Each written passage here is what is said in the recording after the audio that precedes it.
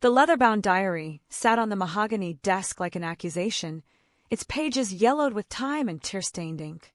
Alessandro Romano stared at it for the third hour straight, unable to force himself to open it again, unable to look away.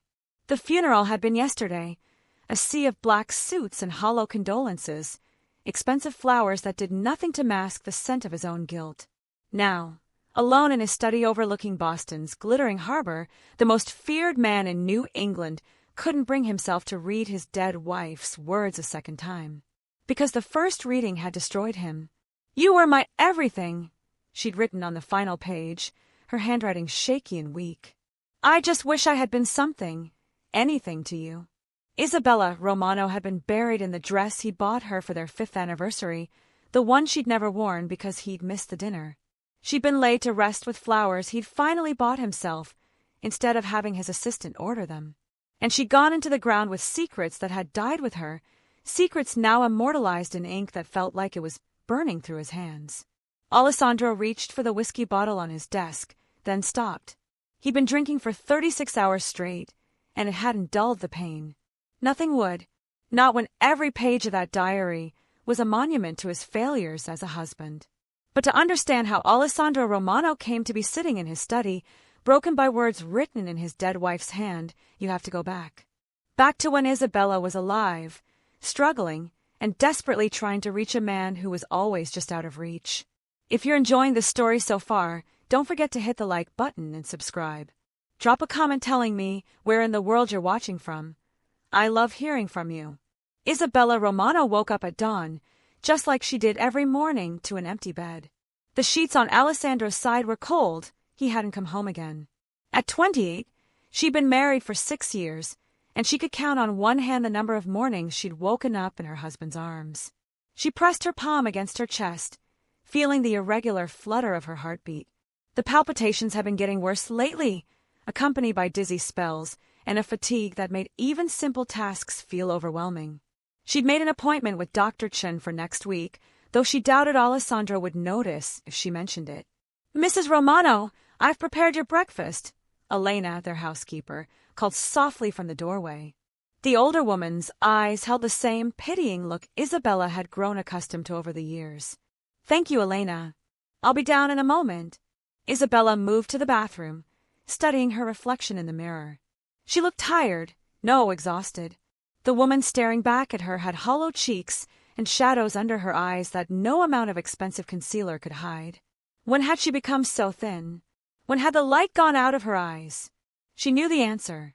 It had been gradual, like watching a candle burn down 1 millimeter at a time until suddenly there was nothing left but melted wax and the memory of warmth. Downstairs, Elena had set out a perfect breakfast, fresh fruit, yogurt, whole grain toast. Isabella managed 3 bites before her stomach churned with nausea. The exhaustion was getting worse. "You should eat more, Mrs. Romano," Elena said gently, though her eyes held worry. "You're getting too thin." "I'm just not hungry lately." Isabella forced a smile. "Has my husband called?" Elena's expression said everything her silence didn't.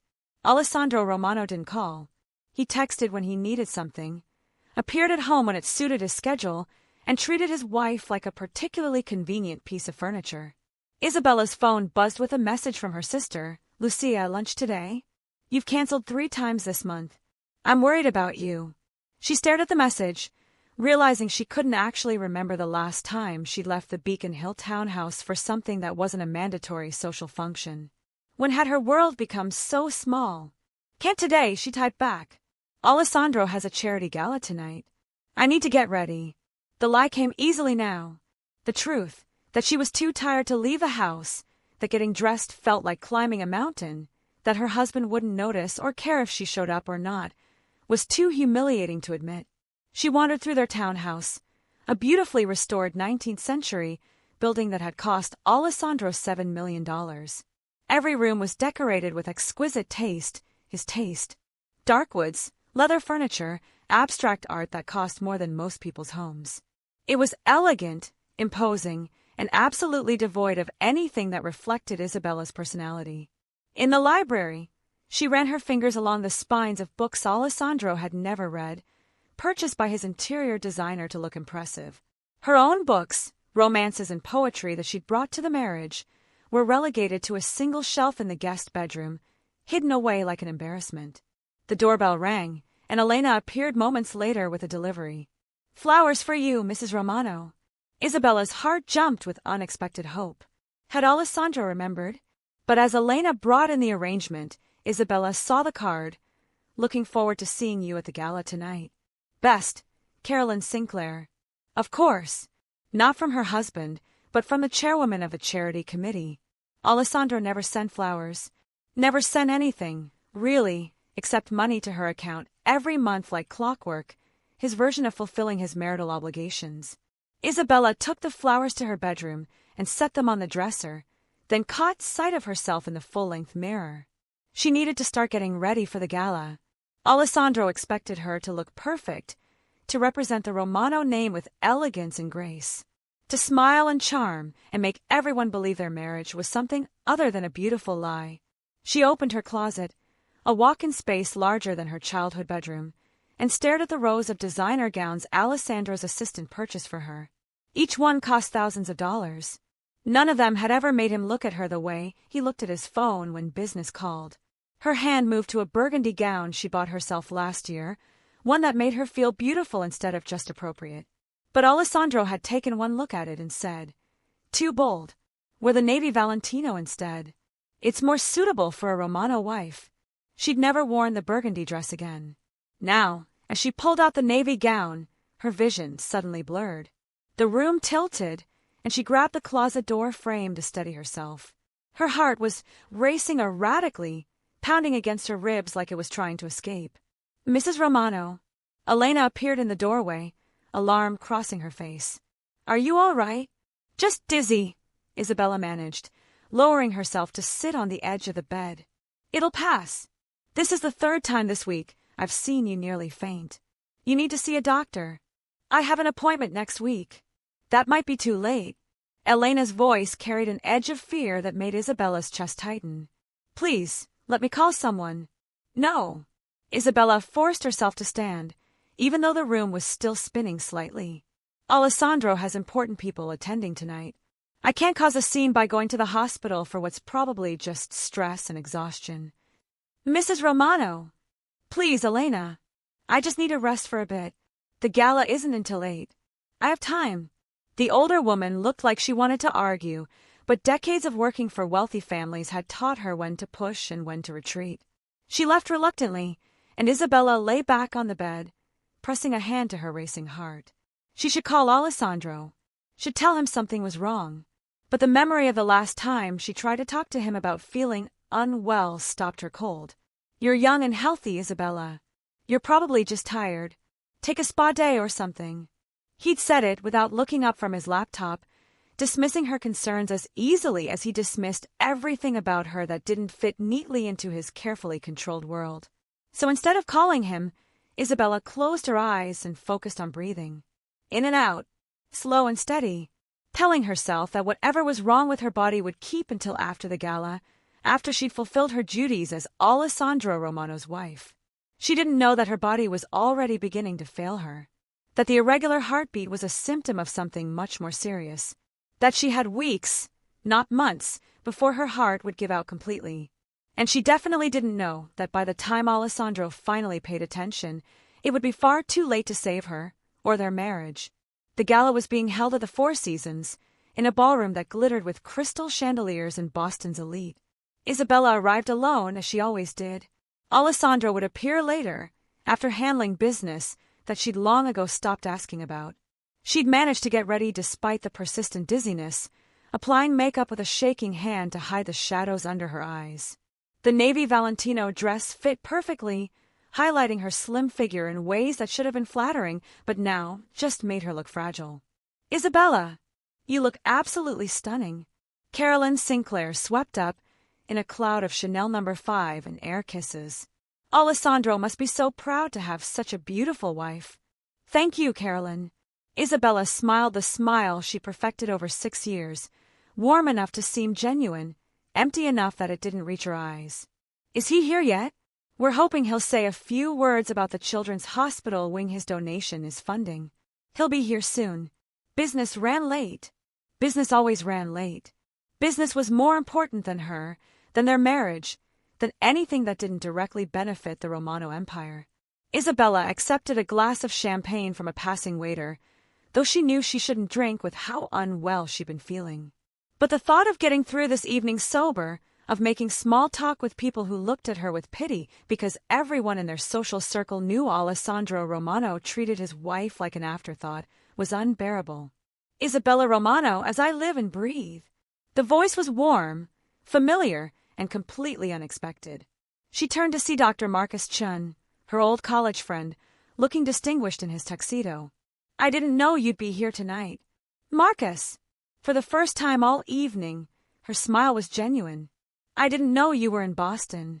Just moved back. I'm heading the new cardiac surgery unit at Mass General. His smile faltered as he studied her face.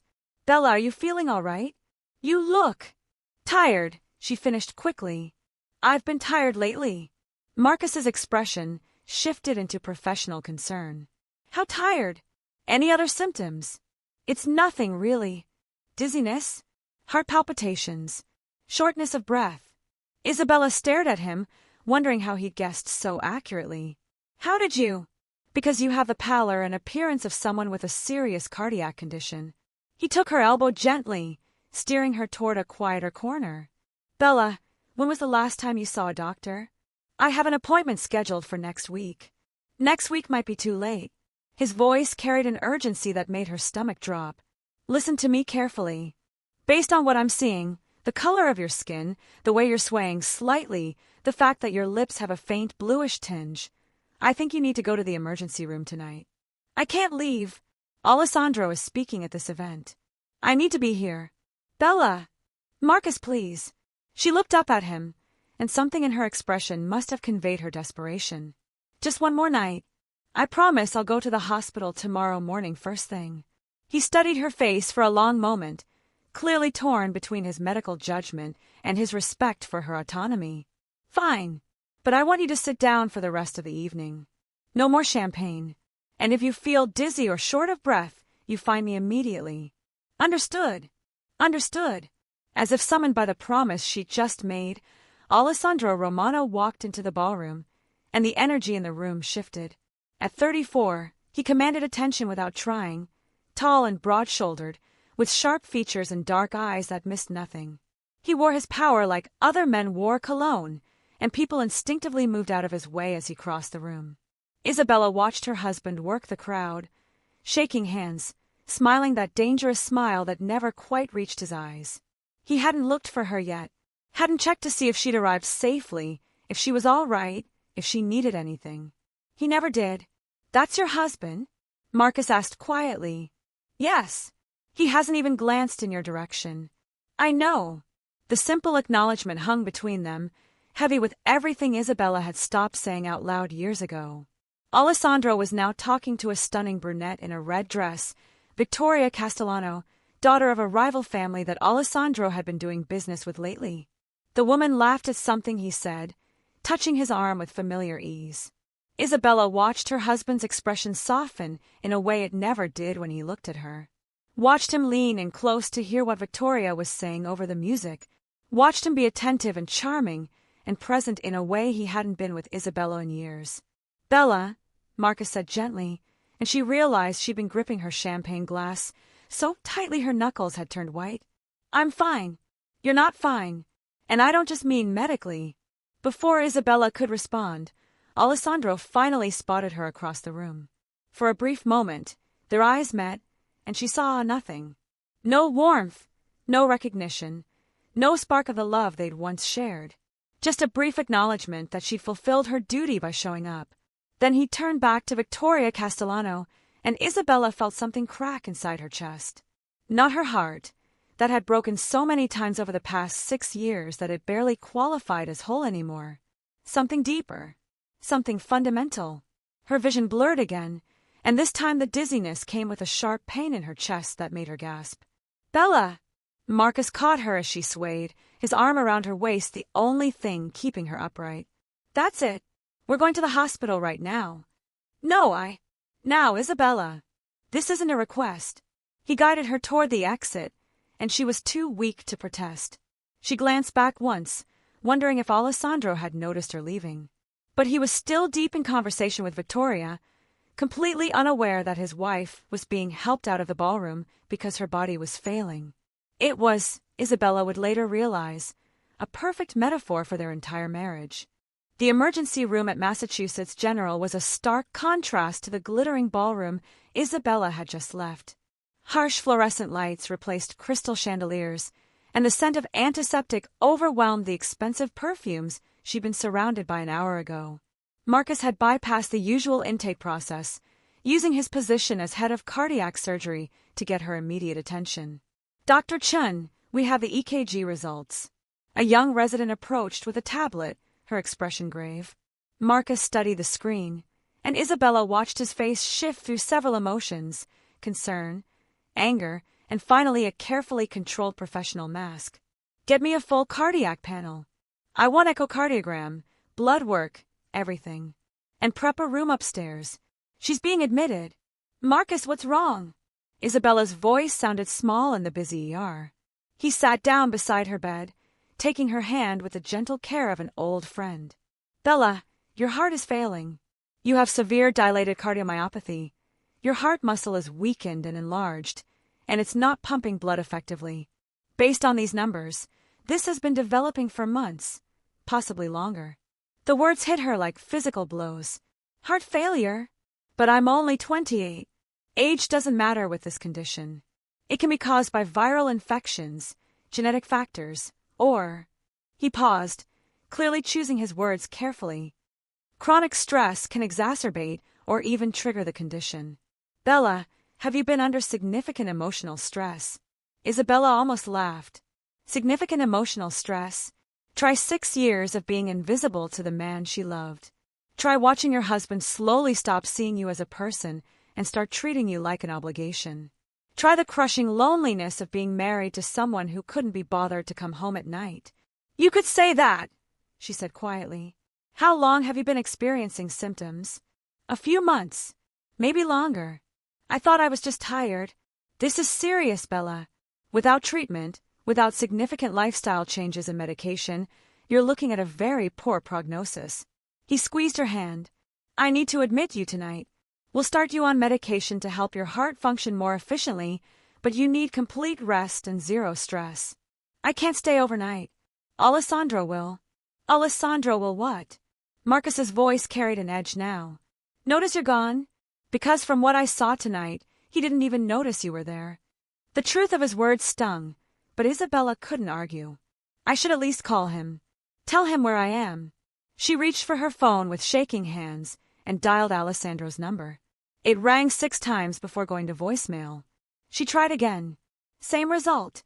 "He's probably still at the gala," she said, though the excuse felt hollow even to her own ears. "Leave him a message then. Let him know his wife is in the hospital with heart failure." Isabella stared at her phone, trying to find words that would make Alessandro care enough to call back. "Alessandro, it's me. I'm at Mass General. The doctors say I have heart failure. I'm being admitted overnight. Could you please come?" She hung up and waited. 5 minutes passed. Then 10. Her phone remained silent. "He's probably in an important conversation," she heard herself say. "He'll call back when he gets the message." Marcus said nothing, but his expression spoke volumes. If you're hooked on this story, make sure to subscribe and turn on notifications so you never miss an upload. Your support means everything and helps me bring you more emotional stories like this one. An hour later, Isabella was settled in a private room on the cardiac floor. The medication they'd given her had eased some of the chest pain, but it couldn't touch the ache in her heart, the one that had nothing to do with failing muscles and everything to do with the husband who still hadn't called back. "Mrs. Romano, you have a visitor," a nurse announced. Isabella's heart leaped. Alessandro had come. He'd gotten her message and... Lucia burst into the room, her face streaked with tears. "Bella, Elena called me. She said you collapsed at the gala. Why didn't you tell me you were sick?" The disappointment was crushing. "Lucia, what are you doing here?" "What do you mean, what am I doing here?"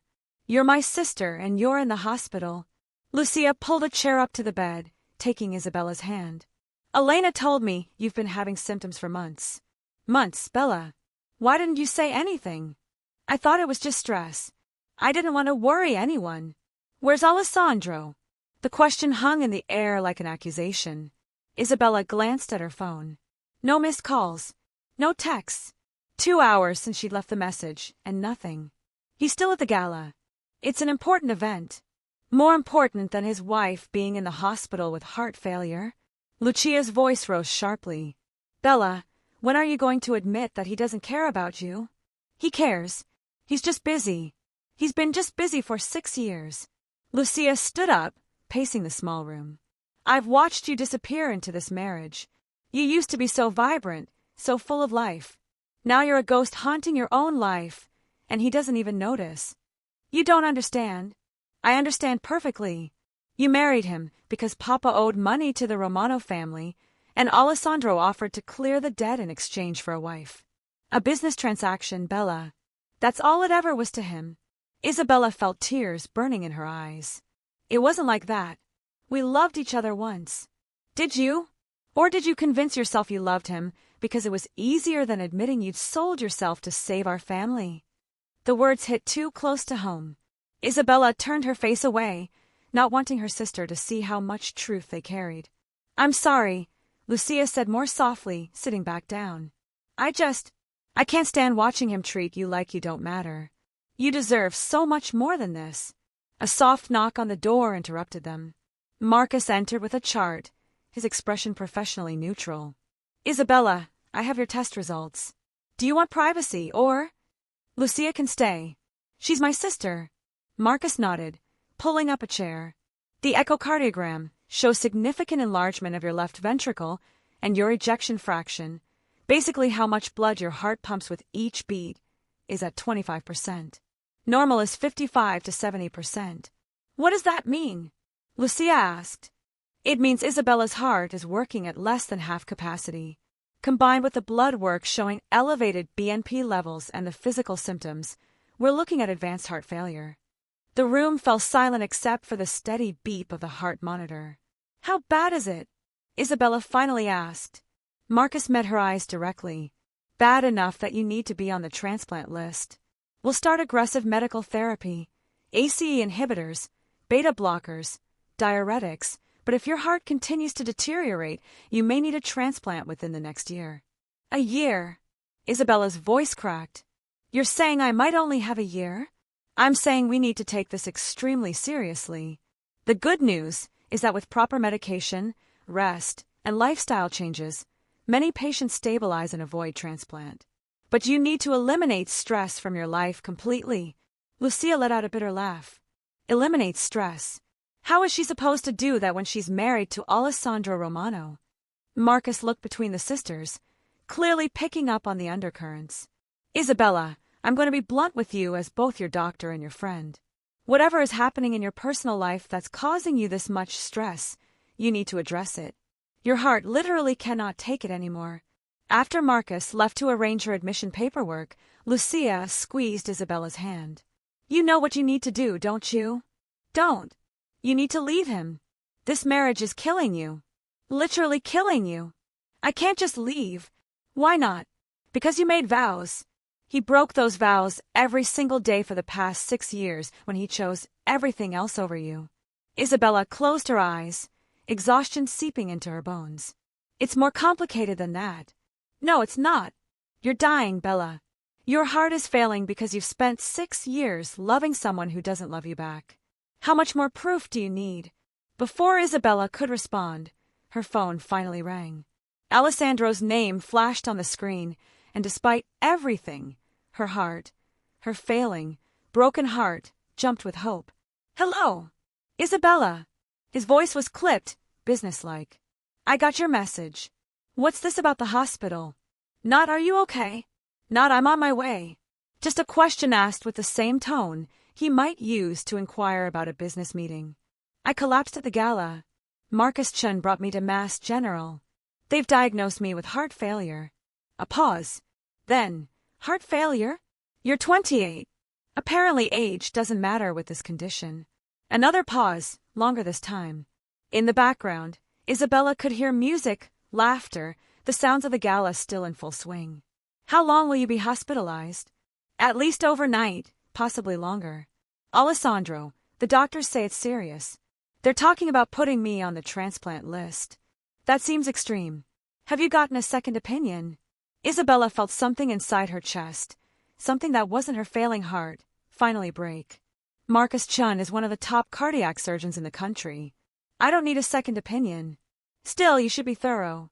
I'll have my assistant contact some specialists. The sound of a woman's laugh in the background. Victoria Castellano, probably. Listen, I need to get back to the event. There are important people here. Will you be all right until tomorrow? Will I be all right? Isabella repeated, her voice hollow. Alessandro, I'm in the hospital with heart failure. No, I'm not all right. I mean, do you need me to come tonight? Or can it wait until tomorrow? This gala is crucial for the Castellano deal. Lucia was watching her sister's face, and whatever she saw there made her reach for the phone. Isabella let her take it. Alessandro Romano. Lucia's voice was ice. This is Lucia. Your wife has been diagnosed with heart failure. She could die without a transplant. And you're asking if it can wait until tomorrow because you have a business deal?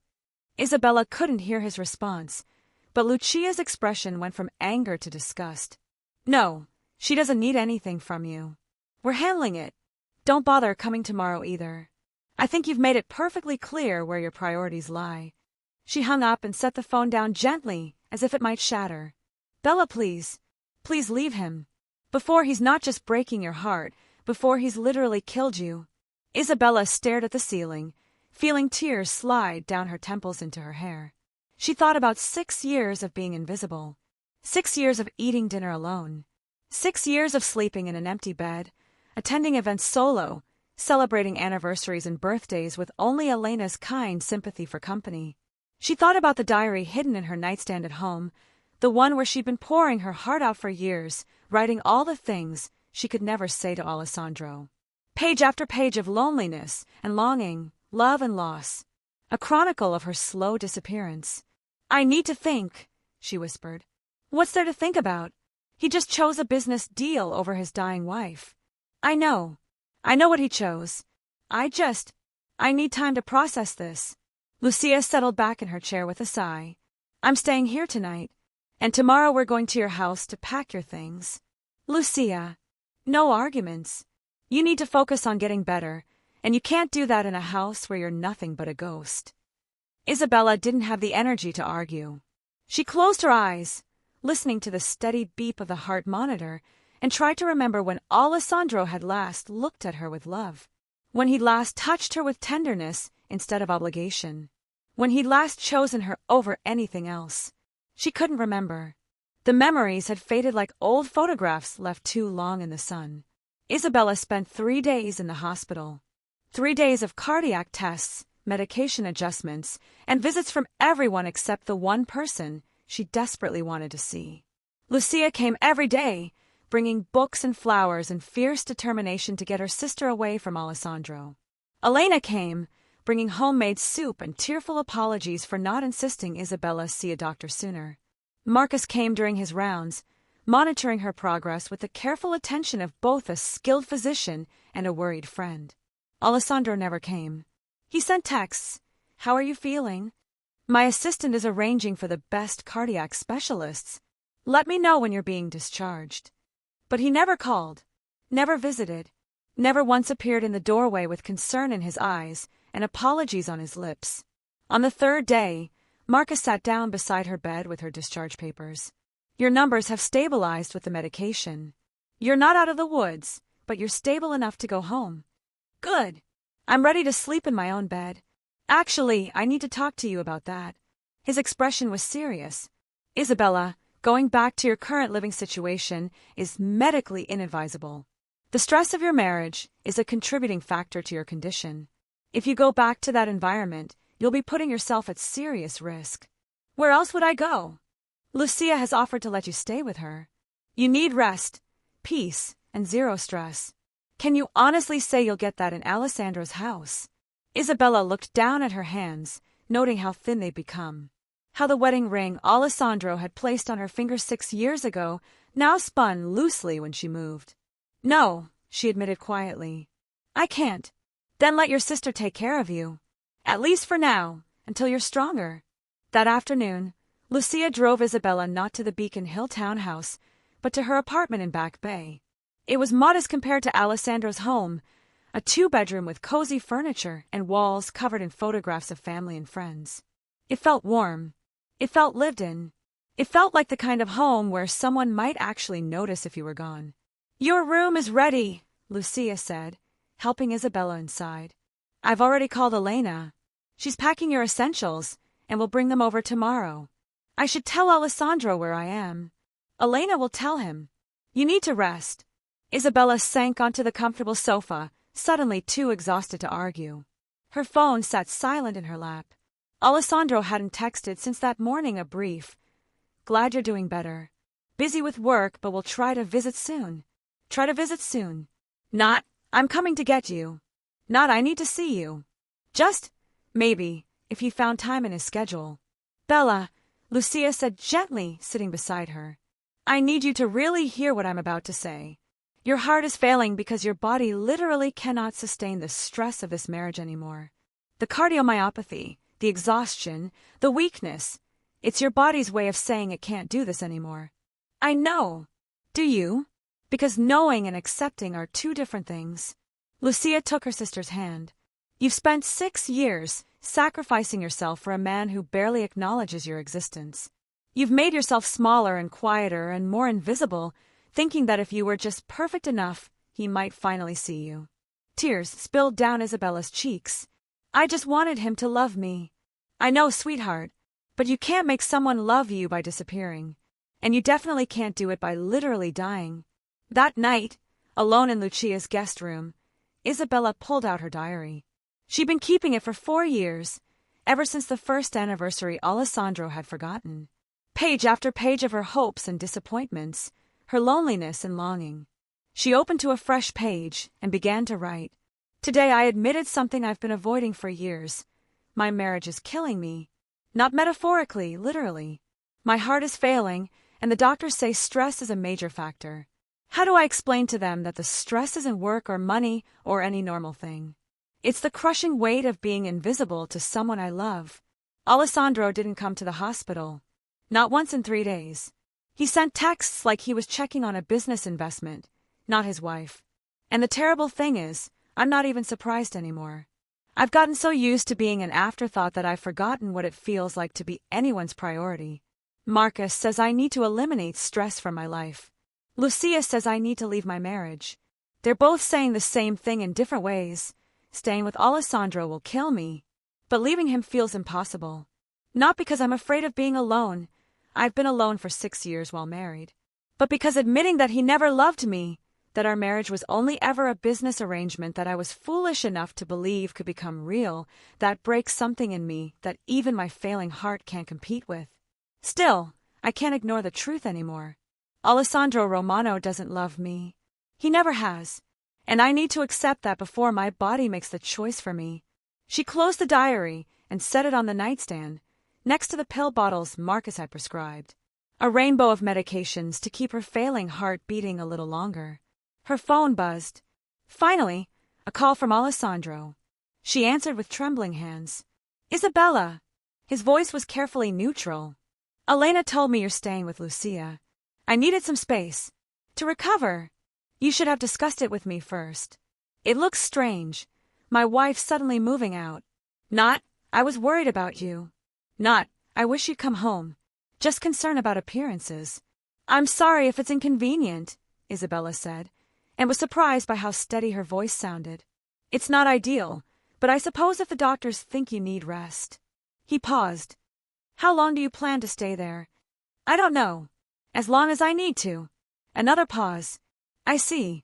Well, let me know if you need anything. I'll have my assistant. Alessandro. She cut him off, something she'd rarely done in 6 years. Do you know what day it is? It's Thursday. It's our anniversary. 6 years ago today you married me. The silence stretched, so long she thought he might have hung up. I've been busy with the Castellano deal. It slipped my mind. Everything slips your mind when it comes to me.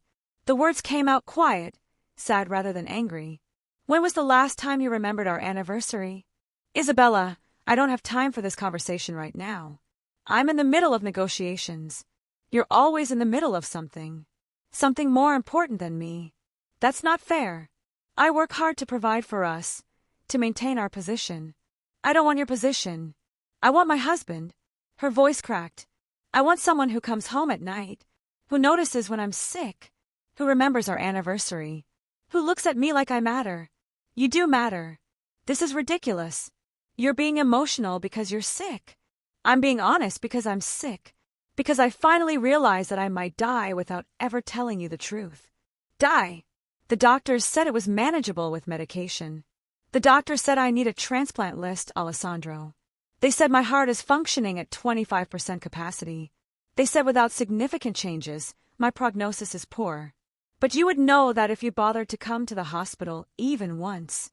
She heard him exhale sharply. I was dealing with important business. The Castellano deal is more important than your dying wife. You've made that abundantly clear. Isabella, I need to go. I'm tired. She was so tired. Tired of fighting for scraps of his attention. Tired of being an obligation instead of a choice. Tired of loving someone who couldn't be bothered to love her back. We'll talk when you're feeling better, Alessandro said. When you're thinking more clearly. She almost laughed. She was thinking more clearly than she had in years. Goodbye, Alessandro. She hung up before he could respond, and for the first time in 6 years, she didn't immediately regret standing up to him. Didn't feel guilty for expressing her needs. Didn't apologize for taking up space. Maybe nearly dying had given her a strange kind of clarity. Or maybe she just finally run out of ways to make herself smaller. The weeks that followed Isabella's discharge from the hospital passed in a strange, suspended reality. She lived with Lucia, took her medications religiously, attended cardiac rehabilitation appointments, and slowly began to feel like she could breathe again, both literally and metaphorically. Alessandro called occasionally, always brief, always when he had a moment between meetings. He offered to have things sent from the house, asked perfunctory questions about her health, mentioned that people were asking when she'd be coming home. But he never said he missed her, never said he needed her, never once suggested that their separation was anything other than a temporary medical inconvenience. Isabella stopped waiting for him to say the words she needed to hear. Instead, she wrote in her diary, page after page, night after night, pouring out 6 years of suppressed emotions.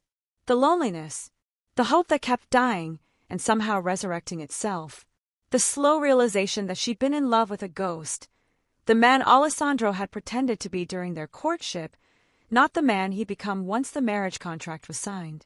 You're looking better, Marcus observed during one of her follow-up appointments, 6 weeks after her diagnosis. Your ejection fraction has improved to 32%. Still not great, but significantly better than 25. The medication is helping. The medication is part of it. But honestly, Isabella, the biggest factor is probably the stress reduction. Your blood pressure is down, your heart rhythm has stabilized, and your blood work shows significant improvement. He leaned back in his chair. Living away from your husband seems to be the best medicine I could have prescribed. Isabella looked down at her hands, noting how her wedding ring had started to feel like a weight she carried rather than a symbol of love. Is that your medical opinion, or your personal one? Both. Marcus's voice was gentle but firm.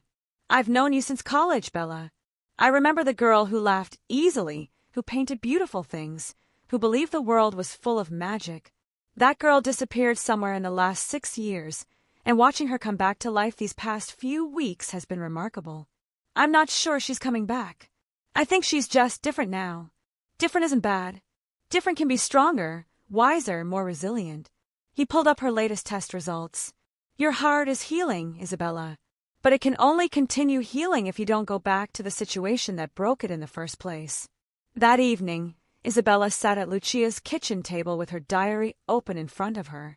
She'd filled almost the entire book, 4 years of entries, from hopeful newlywed to hollow ghost to, finally, something resembling a woman who'd rediscovered her own reflection. She turned to the final blank pages and began to write what she somehow knew would be her last entry. Dear Alessandro, by the time you read this, if you ever read this, I'll be gone. Not dead, though I know that's probably your first thought given my diagnosis. Just gone from your life in all the ways that matter. I've been keeping this diary for 4 years, ever since the first anniversary you forgot. At first, I wrote in it because I needed somewhere to put all the words I could never say to you. All the hurt and hope and desperate love that had nowhere else to go. But as the years passed, this diary became something else. It became evidence, proof that I existed, that I felt things, that I was a real person and not just the elegant ghost you wanted your wife to be. You were my everything, Alessandro. From the moment you walked into my father's house to negotiate his debt, looking like salvation in an expensive suit. You were so commanding, so powerful, so certain of everything. And when you looked at me, really looked at me, I felt seen in a way I'd never experienced before. I know our marriage started as a business arrangement. I'm not naive enough to have forgotten that. My father owed your family $2 million he couldn't repay, and you offered to clear the debt in exchange for a wife who could represent the Romano name with grace and elegance. But somewhere during those first months, I convinced myself it had become something more. You took me to dinner. You asked about my art. You made love to me like I mattered. I was foolish enough to believe that the man you were during our courtship was the real you. That once we were married, that attentiveness would continue. That I would be your partner, not your property. I was wrong. The change was gradual. So gradual that I didn't even notice it happening until I'd already disappeared. First, you stopped coming home for dinner. Then you stopped calling when you'd be late. Then you stopped sleeping in our bed. Then you stopped looking at me at all, except to assess whether my appearance was appropriate for whatever event required your wife's presence. I tried to be understanding. Your business was important. Your reputation was everything. The Romano name carried weight that I, the daughter of a gambling addict, could barely comprehend. So I made myself smaller, quieter, more convenient. I thought if I was just perfect enough, beautiful enough, gracious enough, undemanding enough, you might finally see me again. But you can't make someone see you by disappearing. I understand that now. I know about Victoria Castellano. I've known for months. I've seen how you look at her, with the attention and warmth you haven't directed at me in years. I've watched you schedule business dinners that last until 2 a.m. I've smelled her perfume on your clothes. The strange thing is, I'm not even angry about it. How can I be angry that you found someone who makes you feel something when you made it clear years ago that I never would? You didn't betray our marriage, Alessandro. Our marriage was already dead. You just found someone to help you forget you were still wearing its corpse. The doctors say my heart is failing. Dilated cardiomyopathy, caused by a combination of factors, including chronic stress. Marcus Chun, who was my friend long before he became my cardiologist, told me that my body essentially gave up. That 6 years of emotional stress weakened my heart until it couldn't function properly anymore. Romantic, isn't it?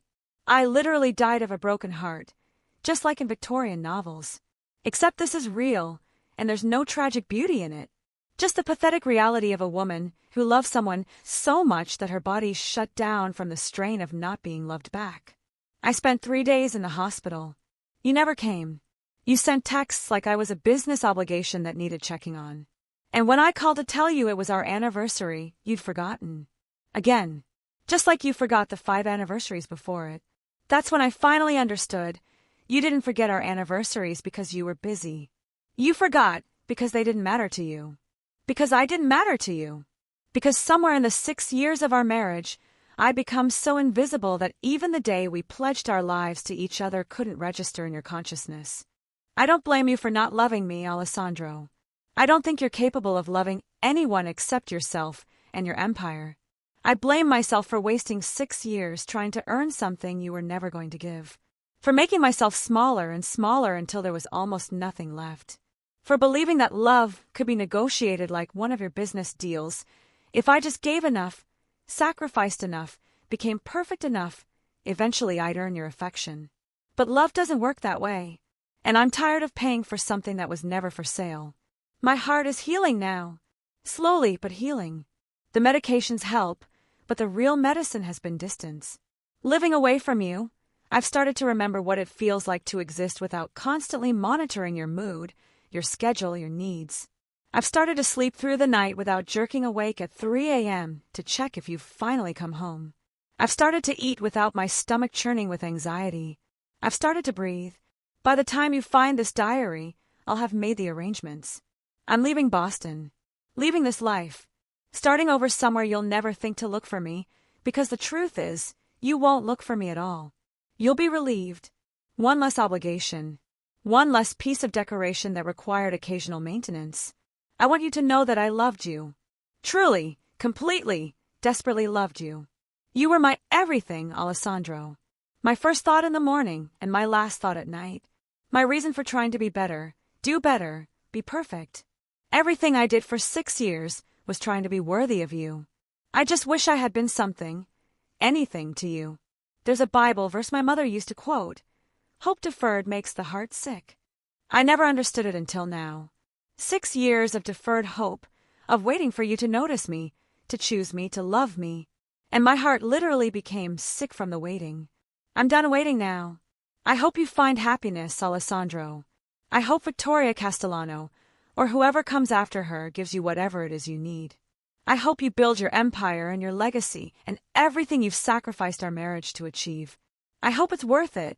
As for me, I'm going to focus on healing. On remembering who I was before I met you. On becoming someone who exists for herself rather than as a reflection of someone else's disinterest. If there's an afterlife, and if somehow we meet there, I hope you'll finally see me. Really see me. Not as the wife who was convenient when you needed one, but as the woman who loved you enough to nearly die for you. You were my everything, Alessandro. I just wish I had been something to you. Forever yours, even though I was never really yours. Isabella. She closed the diary, her hand shaking slightly.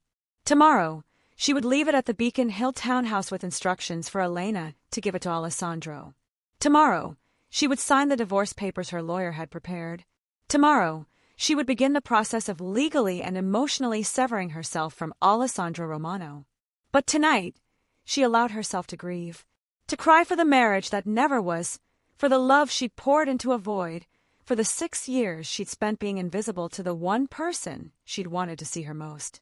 The day Isabella returned to the Beacon Hill townhouse to collect her remaining belongings was gray and drizzling, as if even the weather understood the melancholy of the moment. She'd deliberately chosen a time when Alessandro would be out, Wednesday afternoon, when he had standing meetings with his lawyers. Elena met her at the door, her eyes red from crying. Mrs. Romano, you're really leaving? It's time, Elena. Isabella stepped inside the house that had never felt like home, seeing it now with clear eyes. How cold it was! How impersonal! A showplace designed to impress, not a home designed for living. I always hoped he would change, Elena said softly, helping Isabella pack the few personal items she wanted to keep. That he would finally see what he had. Some people can't see what's right in front of them until it's gone, and by then it's too late. They worked in companionable silence, packing Isabella's books, her art supplies, the few photographs of her family that Alessandro had never bothered to display. As they worked, Isabella felt lighter with each item she reclaimed. These were pieces of herself she'd put away to make herself more convenient, more appropriate for Alessandro's world. She was taking herself back. In the bedroom they'd once shared, Isabella opened the nightstand drawer and retrieved her diary. She held it for a long moment, feeling the weight of 4 years of suppressed emotions bound in leather. Elena, I need you to give this to Alessandro. Not today. Wait until after I've left Boston. Maybe give it to him next week. What is it? The truth. Everything I never said, written down so he can't interrupt or dismiss it or forget it. Isabella set it on his pillow. He won't read it right away. He'll probably throw it in a drawer and forget about it. But eventually, something will make him open it. And when he does, he'll finally understand what he lost. You're giving him closure. No, I'm giving myself closure. Whether he reads it or not doesn't matter anymore. I've said what I needed to say. She left her wedding ring on top of the diary.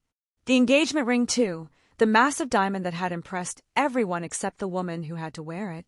Physical symbols of a love that had only ever flowed one direction. As Isabella took one last look around the bedroom, she felt Elena's hand on her shoulder. You're doing the right thing, Mrs. Romano.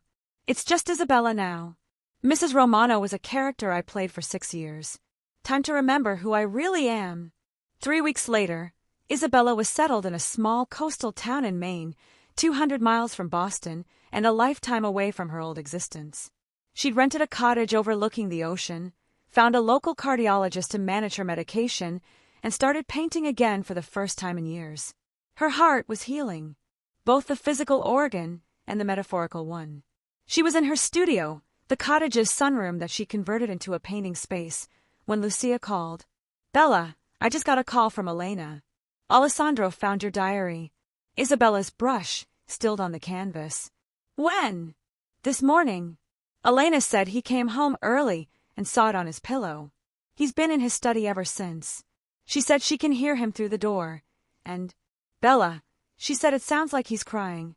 Isabella felt a complex swirl of emotions: satisfaction, grief, vindication, sadness. But not regret. Not anymore. "Good," she said quietly. "Let him feel a fraction of what I felt for 6 years. Elena says he's been calling you. Like, hundreds of times." Isabella glanced at her phone, which she'd turned off 3 weeks ago. "I don't want to talk to him, Lucia." "I know. I just thought you should know he's finally, I don't know, feeling something." After they hung up, Isabella stood in front of her canvas, a seascape in shades of blue and gray and white, with a single ray of golden sunlight breaking through storm clouds. It wasn't subtle symbolism, but it was honest. She was that ray of light, breaking through after years of darkness. Her phone, still turned off, sat on the windowsill. She picked it up, stared at it for a long moment, then set it back down. Alessandro Romano had 6 years to call her, to notice her, to choose her. She wasn't going to give him a 6th year in one day. Some endings didn't need epilogues. Some stories ended with the heroine walking away. Alessandro Romano sat in his study, Isabella's diary open on his desk for the 100th time. He'd read it so many times he could recite entire passages from memory. Each word was a knife, each page a litany of his failures as a husband. "You were my everything. I just wish I had been something, anything to you." The words haunted him, followed him through meetings, kept him awake at night, echoed in the empty house that had never felt empty before. Now everywhere he looked, he saw her absence. The chair where she used to read, the kitchen where she'd eaten dinner alone for years, the bedroom where he'd forgotten to notice her slowly dying. He tried to find her, called every number he had for her, contacted her family, who told him in no uncertain terms to leave her alone, even hired private investigators. But Isabella had disappeared as completely as she'd existed in their marriage, like a ghost that had finally remembered it wasn't supposed to be haunted by the living. His phone buzzed. Victoria Castellano. He stared at her name on the screen and felt nothing. No interest. No desire. No warmth. She'd been right there in front of him, available and interested, and he'd been stupid enough to think she mattered when the woman who truly loved him was dying at home. He didn't answer. On his desk, next to Isabella's diary, sat the divorce papers his lawyer had delivered. She was asking for nothing. Not money, not property, not even spousal support. Just her freedom. Just permission to legally sever ties with a man who'd severed his emotional ties with her years ago. Alessandro picked up his pen, hovering over the signature line. 6 years ago, he'd signed a marriage certificate thinking he was making a convenient business arrangement. Now he would sign these papers and officially end the only real thing that had ever happened to him, even if he'd been too blind to see it until it was gone. He signed. The ink on the page felt like blood. Then he opened Isabella's diary one more time, to the final page, to the words that had been destroying him slowly for 2 months. "You were my everything, Alessandro. I just wish I had been something, anything to you." "You were," he whispered to the empty room. "You were everything, and I was too stupid to know it until you were gone." But Isabella wasn't there to hear his confession. She was 200 miles away, painting seascapes and learning to breathe again and slowly becoming whole without him. And Alessandro Romano, the most powerful man in New England, sat alone in his study and finally understood what it meant to lose everything that mattered. 1 year later, the funeral was everything Alessandro Romano's reputation demanded: expensive, well-attended, full of Boston's elite paying their respects. They'd come because the Romano name commanded it, because Alessandro's power and influence reached into every corner of the city's underworld and upper echelons. But not one of them had come for Isabella, because none of them had really known her. She'd been Alessandro Romano's wife, a beautiful accessory who smiled at the right moments and never caused problems. They'd seen her at galas and charity events, always elegant, always composed, always alone even when standing next to her husband. Father O'Brien conducted the service with appropriate solemnity, reading from verses about love and loss that would have made Isabella laugh bitterly if she'd been alive to hear them. What did any of these people know about love? What did Alessandro know about loss when he'd thrown away what he'd had before it was even gone? Alessandro stood at the graveside in his black suit, his face a carefully composed mask. Only those who looked closely, Lucia, Marcus Chan, Elena, could see the devastation beneath, the hollowness in his eyes, the way his hand shook slightly when he thought no one was looking, the fact that he'd aged a decade in the past year. Isabella's heart had held out for 8 months after she'd left him. 8 months of peaceful mornings painting by the ocean, of quiet evenings reading books she'd never had time for, of slowly healing both body and spirit. Marcus had visited regularly, managing her care long distance, and had been cautiously optimistic that she might avoid the transplant list altogether. Then her body had betrayed her one final time, a sudden cardiac event, massive and unsurvivable.